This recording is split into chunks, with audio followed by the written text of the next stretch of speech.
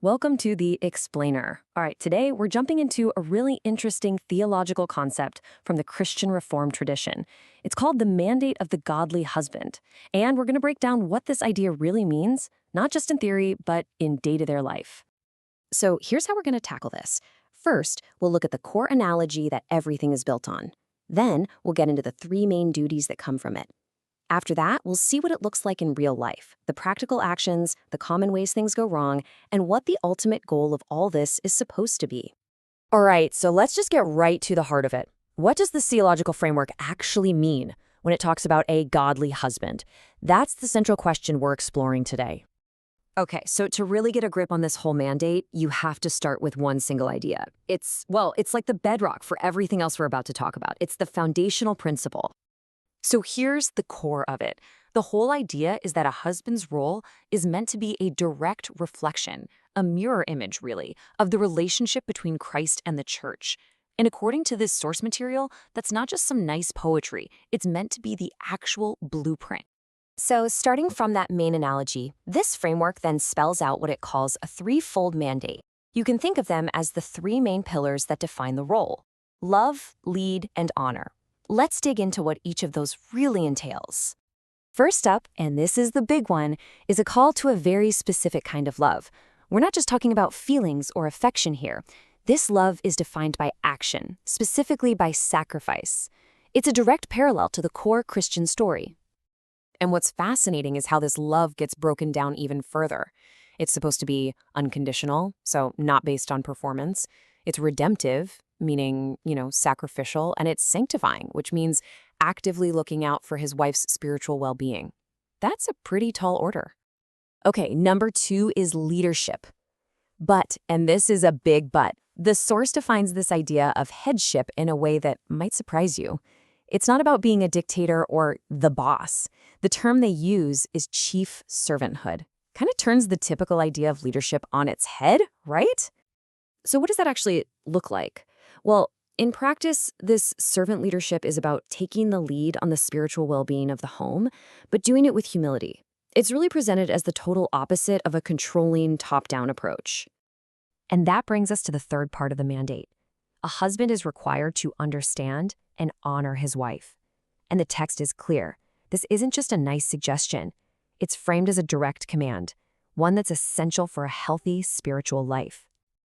And this is where it gets really interesting. Honor isn't just some vague, passive feeling. It's an active pursuit based on knowledge. The Greek phrase used, katagnosin, literally translates to according to knowledge. The implication is that a husband actually has to study his wife, to learn her, in order to properly honor her. Pretty deep. Okay, so that's all the big picture theology. But what about day-to-day life? How is all this supposed to work in the real world? Let's take a look at that. The source material really tries to make this practical, translating these big principles into small, everyday actions. Take the idea of nourishing and cherishing. How do you do that?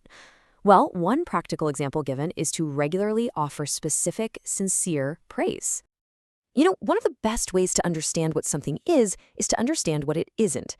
And the source does exactly that. It outlines 3 common ways this mandate gets broken, 3 common failures. So the first failure, it's the total opposite of that servant leadership we just talked about. But it's not what you might think. It's not about being a tyrant. It's something much quieter. It's passivity. And what does that passivity look like? Well, the source says it can show up as, neglecting to lead spiritually, or just emotionally checking out of the relationship, or even failing to protect the family when they need it. All right, the second big failure. This one is a corruption of leadership. It's what happens when that idea of headship gets twisted from service into straight-up control or even tyranny. And the signs of this are pretty clear.